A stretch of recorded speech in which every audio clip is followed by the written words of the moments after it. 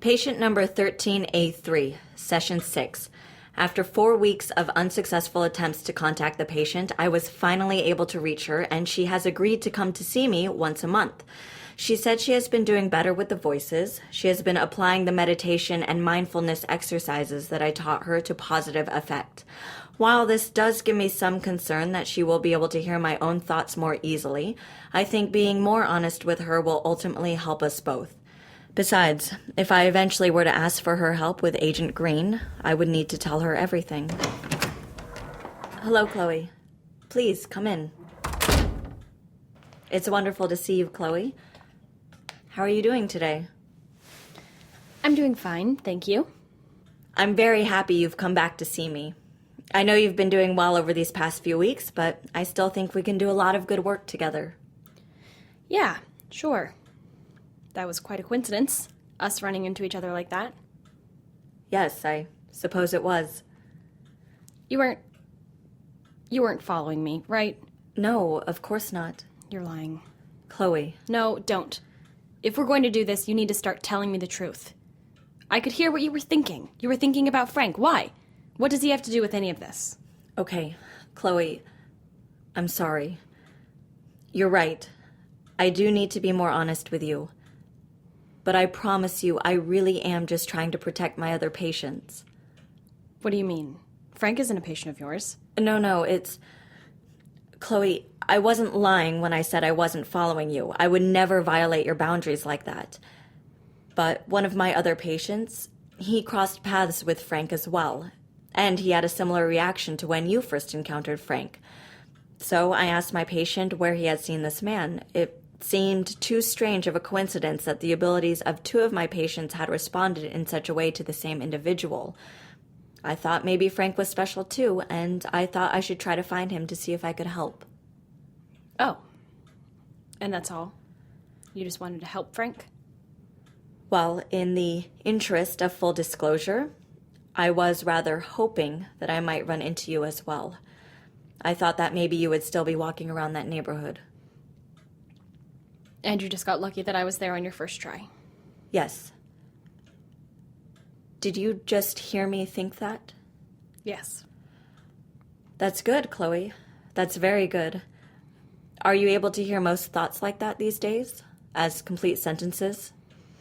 Sometimes. It really depends on the person. Your thoughts are pretty organized. You think in straight lines, so it's a little easier to hear what you're thinking. What am I thinking right now? Well, a lot of different things.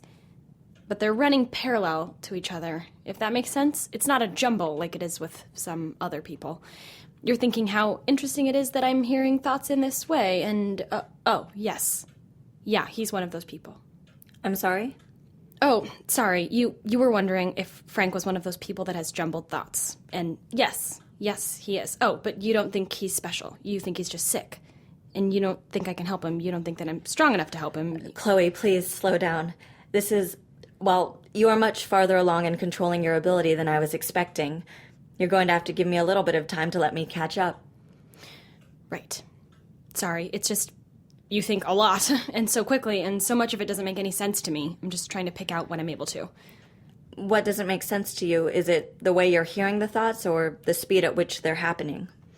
No, it's when you're thinking about science. I don't know anything about neuroscience or psychology, so all that stuff sort of goes over my head. Just because it makes sense in your mind doesn't mean it makes sense in mine. Does that happen a lot? Someone is thinking about a specific area of knowledge that you don't have, and you find it difficult to process their thoughts? Yeah, it happens sometimes. Or when people think in shortcuts. In shortcuts? Yeah, some people have shortcuts in their brain for thinking about stuff that's specific to them. Like they'll be thinking of something, and then all of a sudden they're thinking about something completely different, and the jump makes sense to them. It's a logical connection in their brain, but I don't get it. Like an inside joke. Verbal cues that trigger a memory or a specific connection? Right. And by the time I catch up to the change in subject, their mind has already moved on. But despite all of this, it seems that you are hearing things much more clearly. Yeah, I am, most of the time, but it's still hard in public or large groups. In our last session, you mentioned that you were thinking of returning to school. Did you? Sort of. me and my mom had a meeting with my advisor and tried to explain things as best we could. We used the schizophrenia as an excuse. I know that's sort of not cool because there are people who really have that and it's difficult, but it was just easier than trying to explain the real reason. And, well, the advisor agreed that lectures were probably not a good idea, but she's enrolled me in some independent study, studio time, and private tutoring, that kind of stuff. That's wonderful to hear. Getting back to routine is an important part of learning to live with your ability. Yeah, the university has been pretty helpful, which is really nice. I know it wouldn't be this easy if I was a medical student or something, but the art department can be pretty freeform depending on the courses you're taking. And how is the independent study going? It's going well, actually. I'm doing 2 different ones. One with my ceramics professor and another one in social work, actually. Really? Yeah, as you saw the other day, I've been talking to Frank more. And I've gotten him to go to the vet center a couple of times, and I'm trying to get him to go to the VA, get a checkup, maybe admit himself until he's better. And, I've been volunteering there a bit, and my hours there are counting towards my credits, so it works out. Chloe, while I think it's wonderful that you're volunteering, I don't want this fixation on Frank to take over your life. If it weren't for him, is social work something you would be interested in? I don't know. I mean, I've never really thought about it. But I do enjoy the volunteering, really. It seemed like the best way to get to know him a little better. And why is getting to know him so important to you? Because he's sick? No. Well, maybe a little, but I'm not making him my project or anything, if that's what you're suggesting. He doesn't have anyone, okay? And he needs to paint. He needs to get these paintings out of his head and onto canvas, and if he doesn't, I know what that's like. To have art inside of you that you need to get out. So much has happened to him, and it's the only way he knows how to process it. I see the war and his dad's death, something with lilies. I don't know. It's all a little abstract. And I'm the only one who can... He doesn't have anyone, and there's no one who understands, but I understand. I can help him. Okay, Chloe, it's okay. I can just hear you thinking that I'm going about this the wrong way, that I'm just some silly college student who's trying to take on more responsibility than she can handle. But I'm not romanticizing this. I know who he is better than anyone. And you're right, you don't understand what it's like to be an artist. You don't have an artist's brain. Chloe, it's not like you to insult me. I wasn't... Okay. I'm sorry. You don't like hearing my thoughts very much, do you? No, I guess I don't. Why do you think that is? They're cold. You find me cold? Well, a little, sometimes. But it's not really you, it's the way you think. I know that sounds bizarre, but there is a difference. Your thinking is so orderly. Clinical, which I guess makes sense because you're a doctor, but it's uncomfortable. It kind of chafes, or no, it's more like it pokes, like cold spikes. Well, I feel like I should apologize. That sounds very unpleasant. It's not all bad. I mean, I can tell there's a lot going on underneath the surface. That you're caring. I can't hear them, but some of your thoughts, your more distant thoughts, they're warm, comforting. But you try to push them away. That's what I don't like. You have these thoughts about, well, I'm not sure really. I think they're about people. Maybe your patients, or no, one patient. Yeah, it's you. Yeah, you think about him a lot. Not the one who's dangerous. Those thoughts are cold and pointy too. No, this is someone who I remind you of, or we're similar. He has a similar ability to me. Can he read minds too? No, just feelings.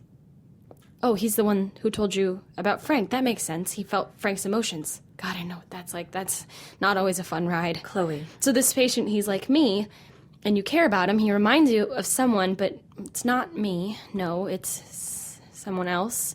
Someone else that's in your warm thoughts. Who's Mark?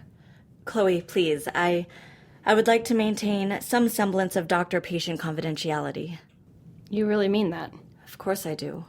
Well, you're the one thinking about him. You don't have to. Well, yes, but that's a bit like telling someone not to think of pink elephants. Inevitably, they think of pink elephants.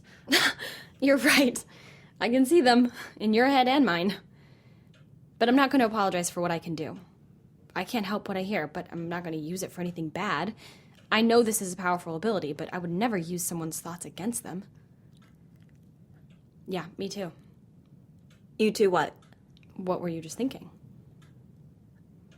I was thinking that I'm happy you have this ability and not someone else. Yeah, me too. Chloe. He's in trouble, isn't he? My patient? No, he's fine. Safe and sound. No, the other one. The one your patient reminds you of. Mark. He's in trouble. Yes, he is. And you can't do anything. I'm trying to. But you're responsible. It's your fault he's in trouble. Why do you say that? Because you're thinking it. Not everything we think is true, Chloe. Especially about ourselves.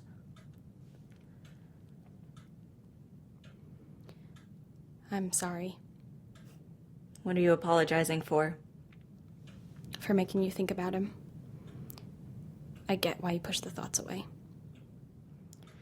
They're not all warm, are they? No, they're not. What else do you hear, Chloe? From you? We might as well. The thoughts are still there, underneath the surface. They're different. They've got a different hue to them. They're memories. Very good. You don't have any warm thoughts about him that are new? Oh, you haven't seen him in a while. He's trapped and you failed. You didn't protect him like you were supposed to. You didn't take care of him like Mom and Dad said to. Oh, Mark's your brother? Actually, I think that's enough for today. What? If I'm going to be the one you practice on, then I'll need to prepare a little bit better. Think about my own thought process and how to help you navigate through it. I'm sorry I made you think about him. Don't apologize, Chloe. I'm always thinking about him. So, was it? Was what? Was it your fault that he got trapped? I don't know, Chloe. What's done is done, and I'm not sure I could have done anything to change that. That's not what you're thinking right now. I know. I guess a lot of what Frank is thinking might not be true. Right? I mean, he's sick, so how do I know if any of what he's thinking is actually a fact? You don't. But it's true to him, and that's all that matters in the end. But start with what you know. Start with the art. That's good advice. I know you're thinking that you don't know what to tell me, but that sounds like good advice to me. I'm sorry I've made you doubt yourself. You haven't. I am just realizing that I am vastly out of my depth with you, Chloe. So much of therapy is saying the right thing to a patient, which is impossible when the patient knows what you're really thinking. But it's a good challenge, Yes, it's a good challenge. and I can help you. I'm sorry? That's what you think. You think I can help you. But that's all I heard. I don't know what I'm supposed to help you with. I thought that was your job. To be perfectly frank, and I don't think there's a point in being otherwise, I don't know what my job is with you, Chloe. Give me a few weeks to play catch-up, develop a new plan for you. I don't know if there's any point in treating these sessions as true therapy.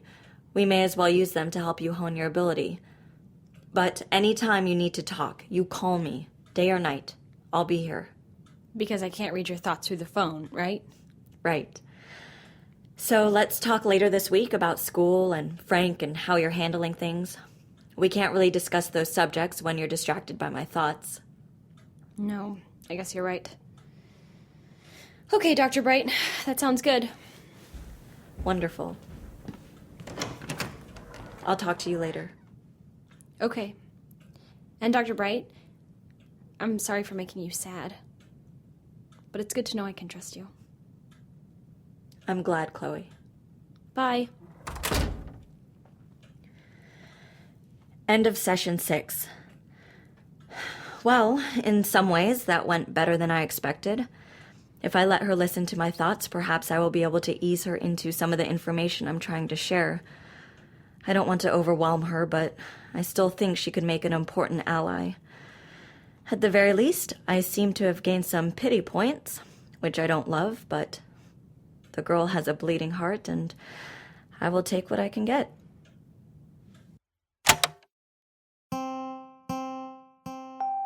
The Bright Sessions is made possible through listeners like you. If you would like to support the podcast, please visit patreon.com/thebrightsessions to make a per-episode donation. No amount is too small. And if you haven't already, please rate and especially review the show on iTunes. It helps us stay on the charts so other people can find us. The show is written and produced by Lauren Shippen. The voice of Dr. Bright is Julie Morizawa, and the voice of Chloe is Anna Laurie.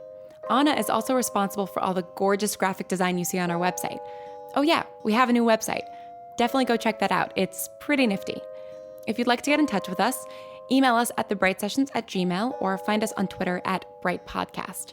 And as always, thank you for listening and stay strange.